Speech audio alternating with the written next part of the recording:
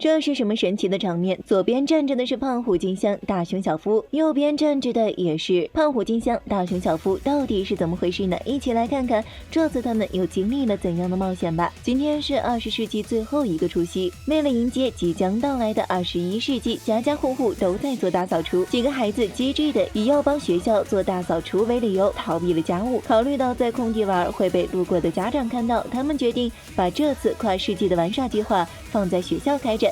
孩子们来到学校后，发现老师独自在擦窗户。他说自己每年都会在除夕这天来大扫除，这是为了感谢校园1年以来对学生和老师们的保护。看来老师真的是十分热爱自己的这份职业。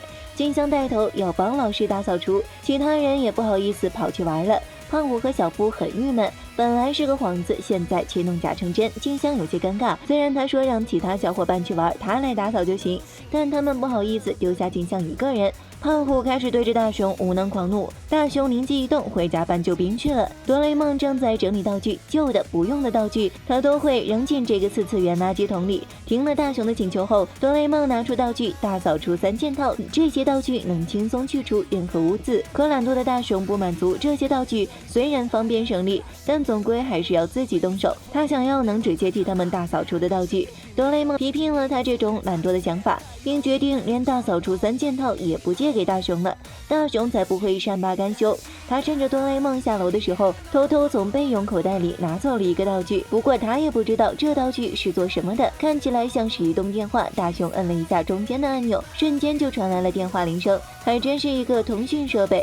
电话那头的人自称是嘎拉帕服务中心，大熊反应了半天才鼓起勇气拿起电话。对方问了大熊的名字后，就说要飞过来。下一秒，大熊的头顶就出现了一道光，光团里是个驾驶着迷你飞行器的会说话的生物，他自称是来自玻璃星球的莫拉。此次前来是担任大熊他们的向导，来进行一场参观玻璃星球的生物进化研究之旅。不容孩子们拒绝，莫拉就把他们传送到了外太空。莫拉介绍道，眼前的这些银河星系只是虚拟影像，他们人是坐在飞船里的。这颗闪闪发光的玻璃星球位于银河中心，是莫拉所在的公司创造出来的，所以书本上没有标记这颗星球。在冲破大气层的时候，他们感觉屁股要开花了。经过长途跋涉，他们终于登陆真正的玻璃星球。这里花花草草都很漂亮，闪闪发光。说话间，一群会飞的蝠粪向他们冲了过来，孩子们被吓得抱头鼠窜，以为这是吃人的怪物。莫拉告诉他们，这是专门用来运送人或货物的。那么问题来了，这种生活在海里的生物怎么会在天上飞呢？莫拉卖了个关子，让大家跟他一起参观这个奇迹般的星球。这里会有砍树的昆虫、昆虫起重机、昆虫卡车等等，这些昆虫在代替人类工作，而且它们很环保，不需要消耗石油资源，更不会污染环境。不仅如此，这里还有绿色的牛和猪，这些动物能像植物一样进行光合作用，只要有光和水就能存活，甚至不需要饲料。莫拉说，这里的生物都是为了完成地球生物的某一目的进化而成的。他给孩子们进行了详细的科普。假设把哺乳动物的祖先设定为老鼠，一部分老鼠爬上树后进化成猴子，之后又有一部分猴子下地开始用2条腿走路，继而进化成了人类。这就是生物根据环境的不同，为了更好的生存而进化成不同的物种。这项研究是设想将进化的方法自由使用，不管什么样的生物都将能按照人类的想法和需求来进化。而实现这项研究的就是莫拉工作的研究所。莫拉带孩子们来到了研究所的控制中心参观，所有伟大研究都由大明博士开发完成。现在他正在研究一种可以长到1000米的蚯蚓，他想用这种蚯蚓来耕地。蚯蚓被放在进化专用水箱里培养，现在已经长到999米了，这博士的脑洞还真是有够大的。莫拉自豪地介绍，这些研究进化而成的生物可以使人类从体力劳动中解脱出来。墙壁上排列着的是跟装蚯蚓的容器一样的管道进化设备，另一边桌子上放着的是传送胶囊，只要将需要进化的生物放进传送胶囊里，对着麦克风说想把它进化成什么，再按一下红色的传送纽带，生物就会被传送到基地的管道进化设备里。剩下的事情电脑会自动操作，也就是说，只要有了这个进化胶囊，无论在哪里都能得到进化生物。莫拉鼓励孩子们心动就马上订购一个，可他们要过年才能拿到压岁钱。莫拉看他们是1999年12月31日来的，好老亨给了世纪末特殊优惠活动，让他们免费试用1周再付钱。因为莫拉不仅是向导，还是这里的营业部长，所以这点事情他还是可以做主的。随后莫拉就把孩子们送回了地球。金香提议可以进化蚂蚁，因为蚂蚁很勤劳。小夫说他知道冬天可以在石头下面找到蚂蚁巢穴。大家一起挖了好久，还真让他们找到了几只蚂蚁。他们把蚂蚁装进胶囊里，对着麦克风说要和人类差不多大，脑袋聪明的蚂蚁。紧接着一道激光将信号传回玻璃星球的研究所，电脑开始工作了。孩子们在原地屏息等待着。好心的哆啦 A 梦也想来学校帮忙大扫除，却意外发现大雄偷拿道具的事。哆啦 A 梦很嫌弃这个电话，从来没有使用过。孩子们告诉他，这个胶囊可以进化出能帮他们大扫除的蚂蚁。就在这时，胶囊发出提示音，看来是进化好了。小夫把胶囊放在地上，几只跟人类一般大小的蚂蚁钻了出来。亲眼看见这样怪异的蚂蚁，还真是挺可怕的。孩子们有些慌乱。胖虎最勇，他上前对蚂蚁们发号施令，让他们去大扫除。结果这些蚂蚁很不屑地说，胖虎是不知天高地厚的家伙，他们不仅不会帮忙大扫除，还要让全人类为他们工作。好家伙，这是进化出了一群爷来了。说完，这蚂蚁一言不合就拿出腰间的鞭子朝胖虎抽了过去。哆啦 A 梦立马冲上去帮胖虎挡下了。大家眼看情况不妙，赶紧开溜。他们逃往教学楼，蚂蚁们在后面紧追不舍。大雄想不通为什么这些蚂蚁会进化成一帮野蛮的家伙。哆啦 A 梦告诉他，这些不是普通的蚂蚁，而是武士蚂蚁。这些蚂蚁不听从人指令，只会为了自己工作。大雄后悔不该擅自拿哆啦 A 梦的道具，胖虎怪自己不该让大雄去找哆啦 A 梦拿道具。静香则是觉得提议要进化蚂蚁的是他，而告诉大家蚂蚁巢穴在哪儿的是小夫。造成这样的局面，大家都很自责。这也就是在特别版里才会出现的剧情。一般情况都是胖虎和小夫数落大雄，静香再来安慰大雄。哆啦 A 梦提醒他们，现在不是说这些的时候，再这样下去，整个地球都会被武士蚂蚁占领的。小夫和胖虎联手去将蚂蚁引过来。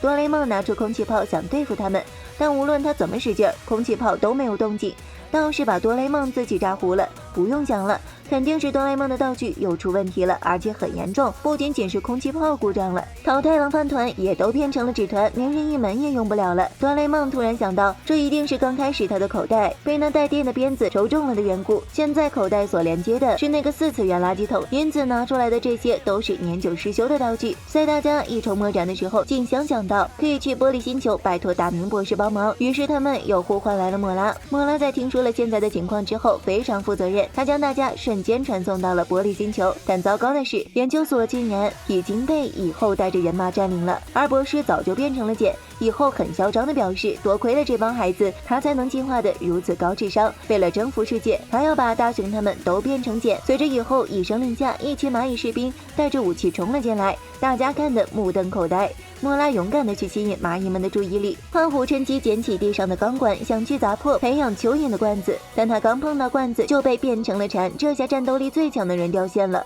幸好罐子破裂了，水和蚯蚓漏了出来，蚂蚁们瞬间乱作一团，往别处逃跑。研究所里到处都是蚂蚁追兵，迫不得已，莫拉一路带着他们来到了基地外面。神奇的是，那帮蚂蚁真的就停下脚步，没有继续追了。莫拉告诉他们，这里是塑料厂，灭绝的动物都住在这里。听到这个字眼，哆啦 A 梦隐约感觉情况不太妙，紧接着就出现了一只巨大的霸王龙在追赶他们，光靠双脚肯定是跑不过霸王龙的。哆啦 A 梦给大家分发了竹蜻蜓，虽然不知道好使不好使，但总比什么都没有的强。这些竹蜻蜓也算给面子，大家都成功飞起来了。但静香的那个有问题，只能在低空飞行，瞬间他就成了霸王龙的首要目标。不过大雄勇敢地冲过去，把静香抱到了高空。他们在一处悬崖上稍作喘息，但他们还没来得及休息，就有一群翼龙冲了过来，大家只好躲进山洞里，而里面是死路一条。翼龙寸步不离地守在洞口，就在大家一筹莫展的时候，莫拉终于走向了他的迷你驾驶舱。他脱掉手套，有什么原始的本能要在他体内觉醒了。莫拉念叨着，好久没挖洞了。没错，这货在进化之前是很擅长挖洞的鼹鼠，天赋不是盖的，眨眼间一个地道就挖好了。大家通过地道逃到了研究室的地下仓库，博士和胖虎的茧就在他们的正上方。莫拉从刚才挖地道的经历深刻感受到，还是做鼹鼠好啊。他认识到鼹鼠就是鼹鼠，人就是人，蚂蚁就是蚂蚁，任何人都不应该随便干扰一个物种的进化方向。哆啦 A 梦提醒他们，现在不是感慨这些的时候，应该要快点救出博士和胖虎才行。莫拉可以直接从这里挖隧道带大家上去，但他们刚准备出发，以后就带着人手先一步赶来了，没给孩子们反应的时间，蚂蚁就将小夫和静香也变成了茧，剩下的人连忙逃回洞里，但大雄刚走到洞口就被变成了茧，现在只剩哆啦 A 梦和莫拉。一向淡定的哆啦 A 梦也忍不住哭了。莫拉很担心这样下去地球的未来会变成什么样，但就是他的这句话提醒了哆啦 A 梦，可以用时光机回到蚂蚁们进化以前，这场变故就能被阻止了。于是莫拉和哆啦 A 梦传回到了地球，他们发现地球上的蚂蚁们正在筹备让更多的同辈进化。哆啦 A 梦连忙回到家里，将坏掉的口袋替换掉。准备就绪后，他和莫拉乘上时光机，准备回到今天下午3点，但没想到那些蚂蚁在出口设置了屏障，并把它们弹到了别的时间。哆啦 A 梦出来后发现胖虎在开演唱会，路上的2只蚂蚁被胖虎的歌声活活唱死了。原来如此，这些蚂蚁害怕胖虎的歌声。话说世界上应该没有生物不怕胖虎的歌声吧？这时候的大雄他们正在放暑假，哆啦 A 梦跟他们说了事情的来龙去脉，请大家一起去未来救寒假的他们。于是众人乘坐时光回到了99年12月31日这天，莫拉又将他们传送到了研究所。这次大家要在自己都被变成茧之前，把博士和其他人都救出来。静香不忍心杀死那些蚂蚁，于是哆啦 A 梦拿出一种特殊武器，进入梦境枪，被打中的人只会昏睡过去，不会受伤。大家赶到仓库后，发现4个茧放在墙边，紧接着一大群蚂蚁从上方空降，把他们团团围住。紧要关头，哆啦 A 梦让胖虎立马唱歌，胖虎以后那就是不分敌我的全屏幕 AOE。大家趁着蚂蚁愣神的时候，用梦境枪让他们昏睡了过去，然后抓紧时间把之前被困在茧中的自己救了出来。暑假的自己来救寒假的自己，这设定还是挺神奇的。至此，暑假4人和寒假4人组正式上线，但他们还不能高兴的太早，因为博士还没能救出来，救了博士才能彻底解决地球上的蚂蚁。哆啦 A 梦带着寒假4人组冲往研究室，胖虎一路高歌为大家开路，小伙伴们估计是已经免疫了这要命的嗓音。莫拉努力挖着隧道，很快他就跟暑假4人组攻入了控制室。在这帮孩子们嘴炮一番后，以后毫不客气的用鞭子把他们的枪收缴了上来。他正向着5人组炫耀着自己征服世界的计划，却没注意到旁边的暑假4人组已经救走了博士。形势大逆转，以后急眼了，他叫来更多的士兵，但已经于事无补了。2个胖虎相视一笑，肩并肩同时唱歌，这夺命2重唱立刻镇住了全场的蚂蚁。博士告诉暑假大雄，电脑上有个按钮可以一键还原所有被进化的生物，以后被胖虎双重的魔法攻击唱吐了。孩子们趁机用枪让他陷入沉睡。暑假大雄将博士带到操作台，博士咔咔一顿操作，将隐藏的按钮放了出来。暑假大雄按下红色按钮后，所有蚂蚁都变回了普通的蚂蚁，这可是真正的一键还原。莫拉也如愿变回了鼹鼠，但他表示即使变回鼹鼠也不会忘了这帮好朋友的。最后大家把莫拉放回土里，让他享受快乐的土中生活。经过这件事后，博士也深刻认识到人类是无法随意控制自然的，这种进化方式存在很大的危险，但他不想就此轻言放弃。作为一个科学家，他将会从头再来，重新考虑如何给人类、给所有生物创造更加幸福的未来。大家回到地球后，哆啦 A 梦将暑假的各位送了回去，并使用了遗忘草，让他们忘记了这段经历。哆啦 A 梦解释，虽然让他们记得这段经历可以避免寒假的这次事件，但这样一来，博士就会在玻璃星球继续这个危险的研究。喜欢挖隧道的莫拉也无法变回鼹鼠了。这时老师也结束了一天的大扫除，他过来邀请孩子们跟他一起去吃除夕荞麦面。感情这帮熊孩子这一天啥也没帮老师干，不仅差点毁灭地球，还蹭了一顿饭。好了，本期问题，如果你拥有进化胶囊，你会培养什么样的生物呢？欢迎大家留言、点赞和关注哦，我们明天见。